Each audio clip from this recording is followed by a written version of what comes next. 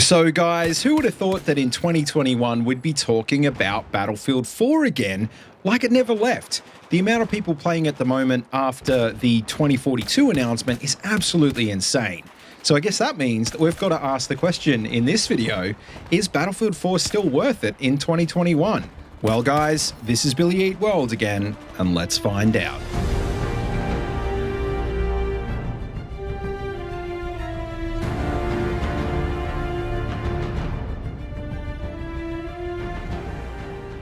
Alright guys, how you going? Welcome to the video, and just before we do get into the review, I just want to quickly remind you that if you do like this video, please make sure you hit that like button and subscribe.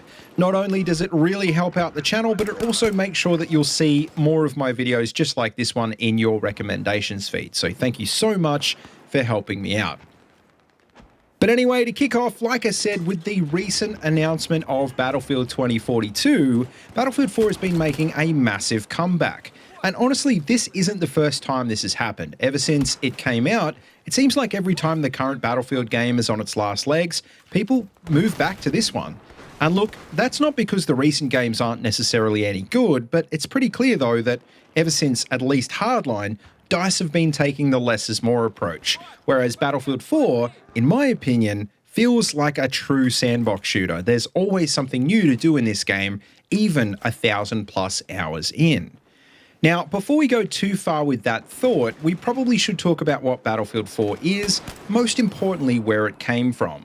And in a nutshell, the most important thing you need to know is that it was the last Battlefield game that was a true follow-up to the game that came before it. It was basically Battlefield 3, but with a lot more content.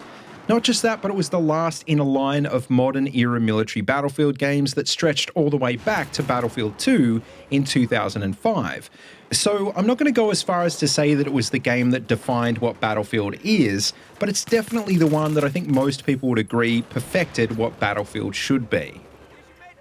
Now, I should make the point that if you were someone that bought this game back when it came out in 2013, there's a pretty good chance that you hadn't played anything but a modern era Battlefield game. So even though it had 33 maps and a whopping 85 unique primary weapons, it still actually felt pretty familiar. It felt like the previous games that you were probably used to. The problem with the most recent Battlefield games from Hardline on is that they pushed beyond the bounds of what the franchise was for so long. And look, I know some of you guys might see that as a good thing, that DICE were doing something different, but I mean, you've got to admit that in 2021, it's hard to figure out what the community expects a Battlefield game to be. Now, as we know, 2042 is coming out this year, but what a lot of people probably don't realize is that it's actually the spiritual successor to this game. You see, we often think of BF4 as a modern era game, but actually it's set in the 2030s, and the Final Stand DLC was set even further in the future again. So finally, we might be about to see the return of the golden era of the franchise, because just as BF4 was the follow-up to BF3, 2042 is technically going to be the follow-up to BF4. Maybe not directly, but I think it is going to open the door for the return of a lot of classic maps, modes, and weapons, and that just hasn't been possible in the last few games. So let's get into that and what it actually means for the franchise, because like I said before, BF4 had 33 maps which are based on locations from all around the world. And in this universe, it's the USA, Russia, and China that are going head-to-head again, so a lot of those maps are set in Eastern Europe and Asia. Not just that, but like I said, a lot of classic maps for BF2 and BF3 made sense in this theme as well, and so were remastered for BF4. Gulf of Oman, Operation Firestorm, and Caspian Border, just to name a few. And of course, we also saw the return of just about all of the classic Battlefield modes, and especially we saw the return of Rush, which was really a nod to the Bad Company games. Now, with that being said, though, there's definitely a point to be made here that a lot of the newer content in BF4 really actually didn't get that much attention as it probably should have at the time. And the reason for that was the Premium Pass system, because if you didn't have Premium, well, you couldn't actually play all of the maps and modes. Now, that's not an issue these days because the game is being sold for a fraction of the price and it's got Premium bundled in. But a lot of people back then didn't have Premium. So thankfully, DICE have learnt from that mistake and they've figured out that splitting the player base is a bad idea. We didn't have Premium in Battlefield 5, and as far as we know, 2042 won't have it either. Now, so far we've talked a little bit about what BF4 did better than the more recent games, but let's dive right in and take a look at the most important stuff. And first up, we probably should talk about the most important thing for me, which is that unlike BF1 and BF5, Battlefield 4 actually had a really complex weapon customization system. Like I said, there's 85 primary weapons in this game. That's insane as it is. And when you combine that with the fact that each weapon has 4 attachment points, that's literally more combinations than you'll ever have time to use. And not just that, but you've also got to unlock all of those attachments, not to mention the cosmetic items. So you'll have stuff to unlock many hundreds of hours in. Now, you might love unlocking stuff, but I know to some people that probably sounds really grindy. And look, the devs realize that as well.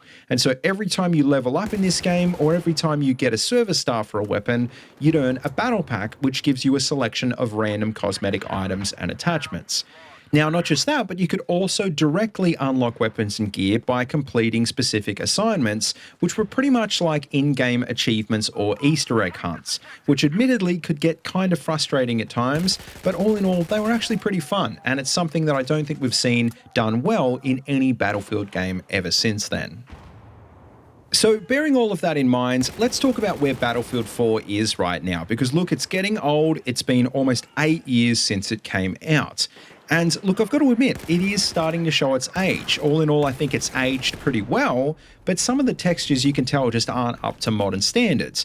Probably the most important thing, though, I think, is that it still feels like what we'd expect a modern Battlefield game to feel like. For example, a lot of the really modern movement features like crouch, sprinting, and sliding aren't there, obviously, but just about everything else is, and most importantly, it's super smooth. Not just that, but if you were around in those early days, you'd actually probably remember BF4 got a lot of criticism from the community for its low tick rate servers. Getting shot around corners in those first few months was a pretty regular occurrence, but the devs worked on making it better over the life of the game and beyond. Now, these days, custom servers are able to run at up to a 144 Hz tick rate, so more than 14 times faster than the 10 Hz tick rate it launched with back in 2013. And not just that, but there's a ton of plugins that allow server admins almost complete control of their servers as well. Imagine the problems that could have been solved if we had that in Battlefield 5. Now, just because an old game is better than it used to be doesn't necessarily mean it's still worth your time.